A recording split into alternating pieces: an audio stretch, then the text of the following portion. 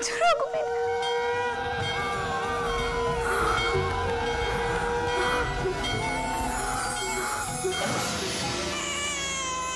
ছোট খুকি, ছোট খুকি, খোকার মুখ দেখা আমাদেরকে। কি হলো ছোট খুকি? খোকার মুখ দেখা। কোথা থেকে দেখাবো মা? হয়েছে তো মেয়ে।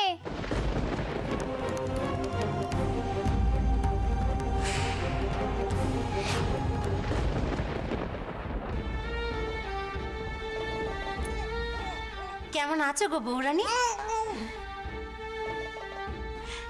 দেখি দেখি বাচ্চার মুখখানা একবার দেখি।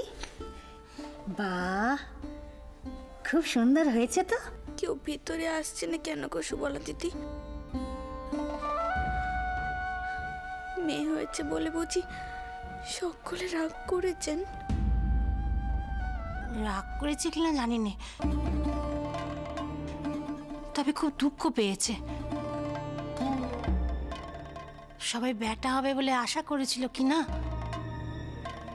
সবাই ভয় পাচ্ছে এই বংশ বুঝি লোপ পেয়ে যাবে। মেয়ে মানুষের ওপর তো আর ছেলে মেয়ে হওয়া নির্ভর করে না। ঠাউর যা দিয়েছেন আমাদের তাই মেনে নিতে হবে। আর তাছাড়া রানীও তো কত কষ্ট পাচ্ছে। ও সৌর ঠাউরকে একখানা বেটা দিতে পারেনি দেখে বেদনা হচ্ছে বুঝি। দাঁড়া দাঁড়া বৌরানী, আমি বরং একটু গরম সেঁক দেওয়ার ব্যবস্থা করি। গরম সেঁক দিলে ব্যথা বেদনা সব কমে যাবে। হ্যাঁ দাঁড়াও, আমি এক্ষুনি আসছি, এক্ষুনি আসছি। আমি এবারে কাউকে খুশি করতে পারলাম না পিসি, কাউকে না।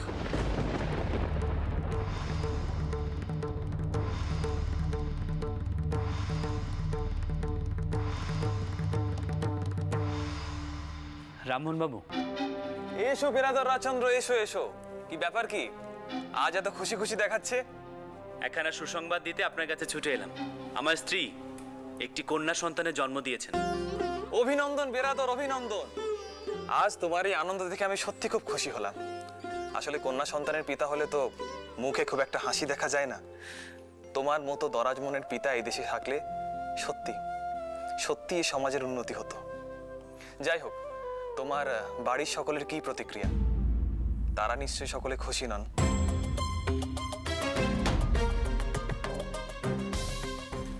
দুঃখ পেন রাজচন্দ্র, সমাজ একদিনে বদলায় না। বদলানোর কথা ভাবতে ভাবতে দশকের পর দশক কেটে যায়। তাছাড়া সত্যি তো, দিনান্ত আইন আসার পর বংশধরের প্রয়োজনীয়তা আরো বেড়ে গেছে। নির্দিষ্ট দিনে কোম্পানির ঘরে কর পৌঁছে দেওয়ার লোকটি তো চাই। দিন শেষ হওয়ার আগে কোম্পানির ঘরে কর না পৌঁছলে কোম্পানি সেই সম্পত্তি দখল করে নিচ্ছে। তাই যেসব ভূস্বামীদের পুত্র সন্তান নেই তাদের পক্ষ থেকে কর জমা দেবার লোকও নেই। মেয়েরা তো সম্পত্তির উত্তরাধিকার নয়, তাই ভয় পাওয়াটা তো স্বাভাবিক, তাই না? রামমোহন বাবু, বলছিলাম কেরি সাহেবের অধিকার কি খবর? সে আশ্রম আর নেই রাজচন্দ্র। মেয়েদের এখনো সেই সৌভাগ্য হয়নি যে সমাজ পরিত্যক্তা হয়ে সুস্থ জীবন যাপন করবে। অঘোর শাস্ত্রীর মৃত্যু আর পারিপার্শ্বিক চালে এরকম একটা মহৎ উদ্যোগ একেবারে শেষ হয়ে গেল। যাই হোক রাজচন্দ্র, তুমি তোমার স্ত্রীর কথা বলো। রানী রাসমণি তার কন্যারত্ন পেয়ে খুশি তো?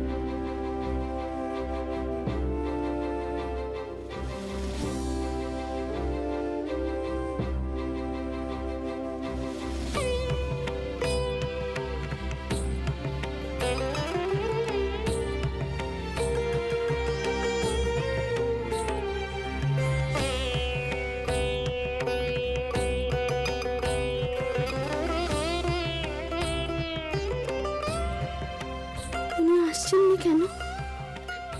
কখন আসবেন? নাকি মেয়ের মুখ দেখতে চাইছেন না? আমার উপরেও নিশ্চয় খুব রেগে আছেন, উনি আর আমাকে ভালোবাসবেন না।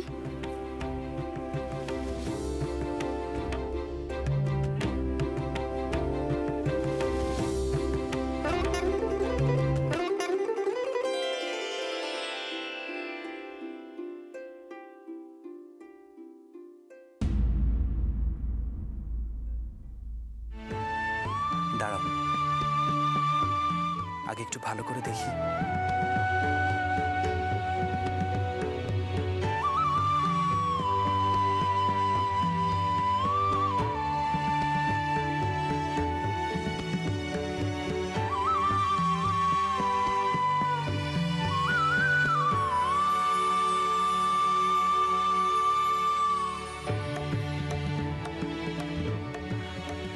রানী, কেমন আছো তুমি?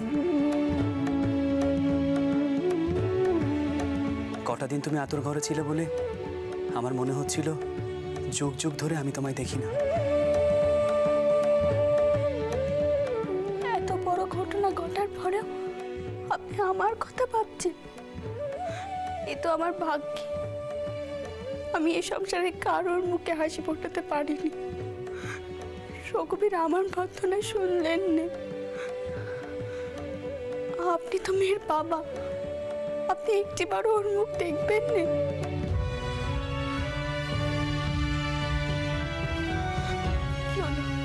বলুন না, ও তো আপনারই মেয়ে, একটিবারও ওর মুখ দেখবেন না আপনি? না, দেখবো না।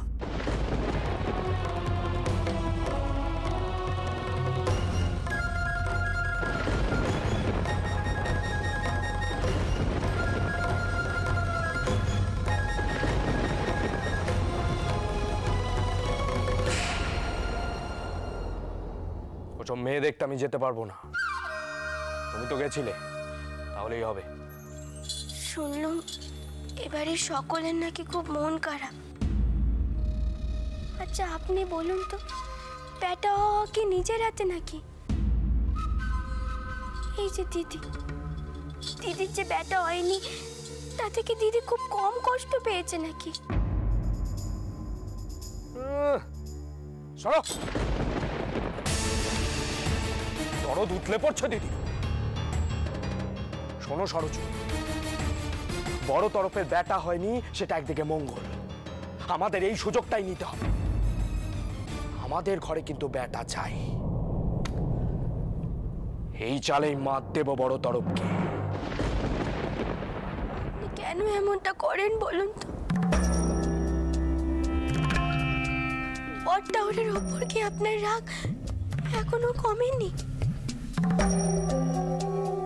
খালি ওদের খেতে চিনতে। খুব ভুলে ফুটেছে না মুখে, হ্যাঁ? মুখ একেবারে বন্ধ করে দেব। কিছু বলিনি বলে ভেবো না আমি কিছু বুঝিনি। ওই বন্দুকের কথা তুমিই বলেছিলে, আমি খুব ভালো করে জানি। কিছু বলিনি কারণ জ্যাঠামশাই ঘটনাটা জেনে গিয়ে।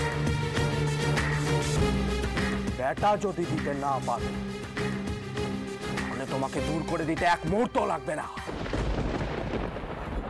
তুমি খুব ভালো করে জানো রাগলে আমি বাপের কুপুত্তর। আমি কি করে জানবো বেটা হবে কিনা? বেটা যাতে হয় তার জন্য যা করার করো। এই মার বংশের সম্পত্তির উত্তরাধিকারী হবে আমার ছেলে। মেয়েরা সম্পত্তির উত্তরাধিকারী হয় না, আর ওই বাবু রাজচন্দ্র কিচ্ছু করতে পারবে না।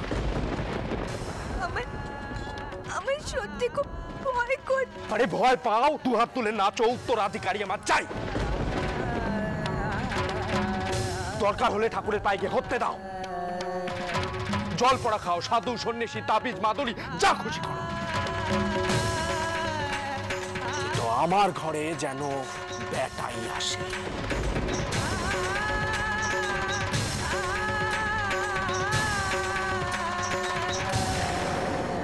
বেটা হলো না বলে আপনি মেয়ের মুখও দেখবেন না? আপনি আমায় মাফ করে দিন। আমি আপনাদের কাউকে সুখী করতে পারলাম না। আমায় কৃপা করলেন না। কাঁদছো কেন রানী? আমি শুধু আমার মেয়ের মুখই দেখবো না, তাকে মাথায় তুলে রাখবো।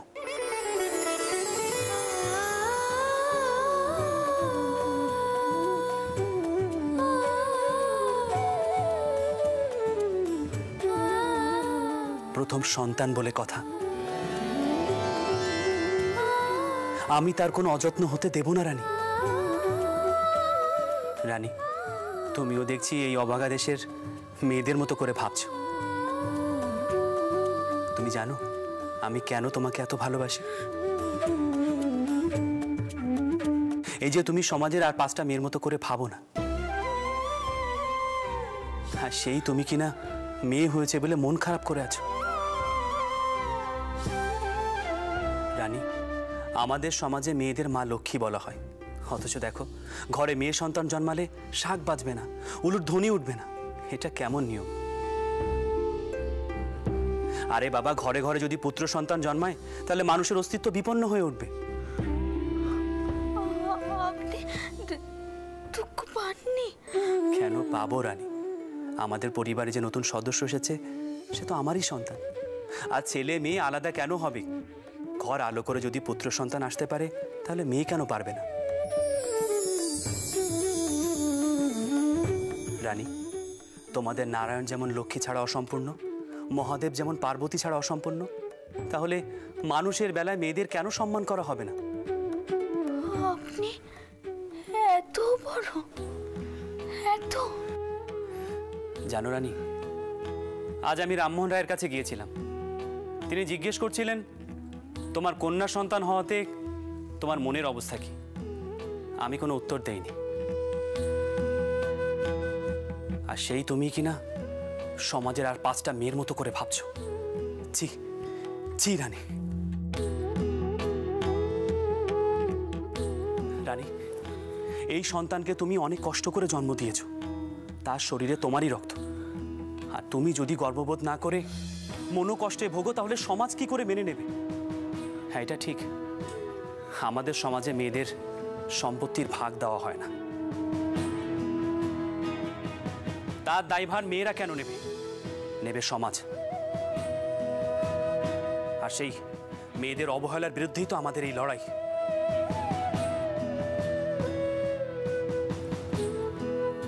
রানী, তুমি আর মন খারাপ করে থেকো না, কেমন?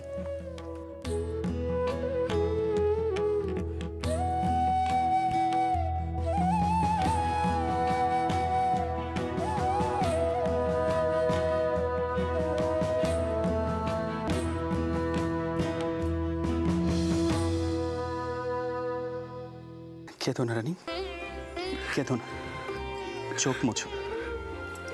তুমি কেন শুধু শুধু নিজেকে অপরাধী ভাবছো বলো তো? আমি জানি বাবা মশাই কষ্ট পেয়েছেন, আশাহত হয়েছে, কিন্তু যে এসেছে তাকে তো আর অবহেলা করা যায় না। তাকে তার যোগ্য সম্মান দিতে হবে, কারণ সে আমাদের প্রথম সন্তান। আর ছেলে হোক বা মেয়ে সেটা বড় কথা নয়, তার অধিকার আছে এ বাড়ির মানুষের ভালোবাসার পাত্রী হয়ে ওঠা, সকলে নয়নমণি হয়ে ওঠার। আপনি দেখবেন আপনার মেয়েকে কেমন দেখতে হয়েছে? দেখব, অবশ্যই দেখব, আর তাকে আমি কোলেও নেব। নেবেন?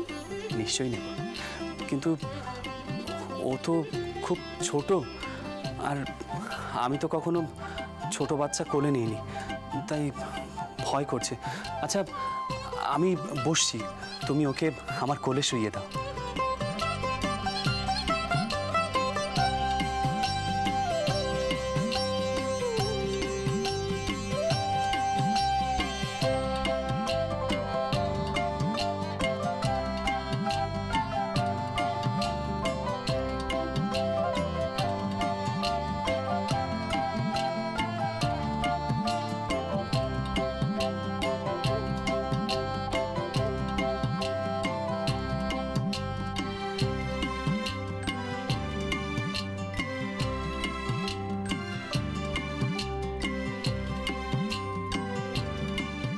কি সুন্দর হয়েছে, ভারী মিষ্টি মুখ। রানী, মুখখানা ঠিক তোমার মতো হয়েছে। না না, আপনি ভালো করে মুখখানা দেখুন। চোখ দুটো একেবারে আপনার মতো, মুখটাও। পিসি বলে পিতৃমুখী মেয়ে সৌভাগ্যবতী হয়। আমি এসব কিছু জানি না। আমার এখন চিন্তা হচ্ছে এই মেয়ে কবে বড় হবে।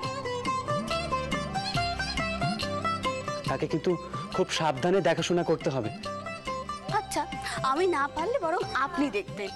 আমি না বাবা, আমার দ্বারা এসব হবে না। এই দেখো না, ওর কত কচি শরীর। যদি আঘাত টাঘাত লেগে যায়। না বাবা, আমি এসব পারবো না। আপনার এত চিন্তে? না রানী, কোনো চিন্তা নেই। তোমার মুখের এই হাসিখানেই তো দেখতে চেয়েছিলাম।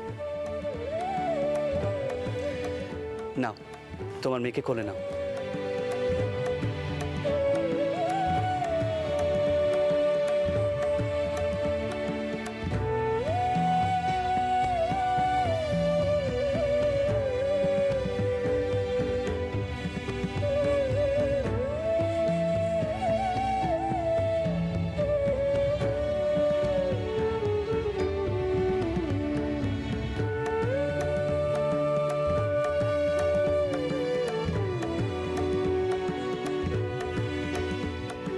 এই দেখো,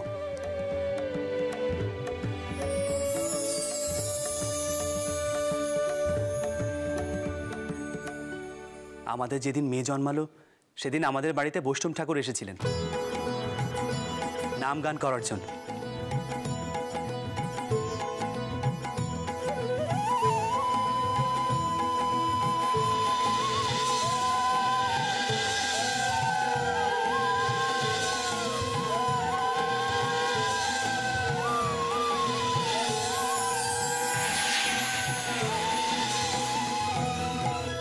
তখনই তোমার যন্ত্রণা কমে গেল আর মেয়ে জন্মালো।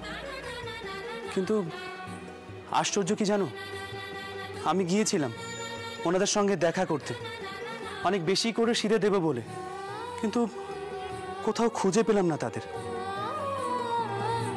এদিকে তাদের মধ্যে কেউ একজন এই মেয়েকে হলুদ কাপড়খানা দিতে বলেছিল।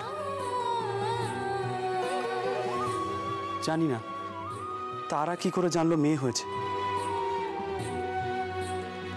কারণ আমি তো তার কিছুক্ষণ আগে খবরটা পেয়েছি।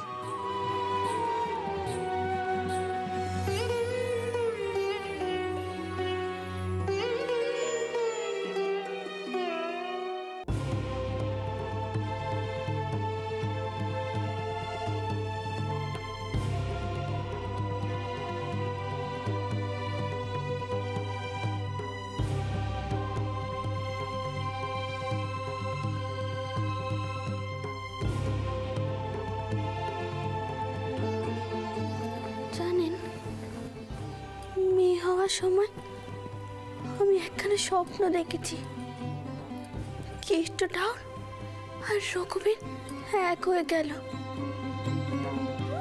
আবার তেনারা মা কালীর রূপ ধারণ করলেন। তখন আমি তার অর্থ বুঝিনি। আমি ভেবেছিলাম হয়তো পশুতে বিকেল, কিন্তু এখন বুঝতে পারছি এর পেছনে অর্থ রয়েছে। এই কাপড়খানা কে দিয়ে গেল? দেখুন, এই কাপড় থেকে কি সুন্দর চন্দন আর তুলসী পাতার গন্ধ বেরোচ্ছে। কেন জানি না, আমার বারবার মনে হচ্ছে এই কাপড়খানা সাধারণ কাপড় নয়। যে এর উত্তর দিতে পারবে আমি বরং তার কাছেই যাই। রানী, কোথায় যাচ্ছ রানী? রানী!